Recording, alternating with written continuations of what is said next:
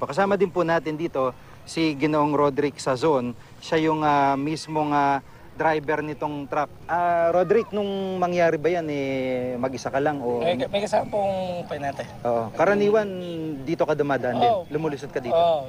Dahil po nga po ginagawa yung ibang kalsada dyan. Sa tingin ba, nagkamali ka lang ng kalkulasyon? Ano ba nangyari? Hindi po, may ano po kasing tricycle doon.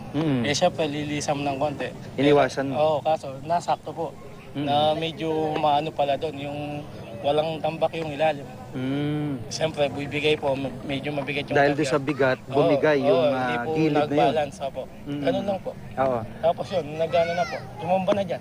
Pero mabuti, ano, kahit papano, minor injuries lang yung natamo ninyo. Opo, buti nga po ganun, sa tulong ng Panginoon. Nakailang ikot ba itong truck bago tumigil? Mga 3 po siguro, 4. Galing doon sa mismong kalsada, nakatasong ikot? Opo.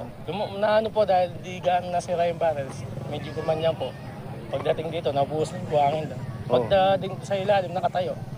Malaki po pasalamat, nakatayo nga eh. Hindi ka na mahihirapan na magtayo. Puno ba itong... Konti lang po yung karga. Oo. Dahil nga po, pang ano lang, pang customer lang. Hindi naman po gaano marami yung karga. Okay. Maliban dito sa dinadaanan yung ito, wala talagang ibang malulusutan kung dito kayo sa bahaging ito ng barangay pupunta? Meron po, kaso medyo ginagawa nga po yung kalsada doon, medyo abala. Dito po mas madali.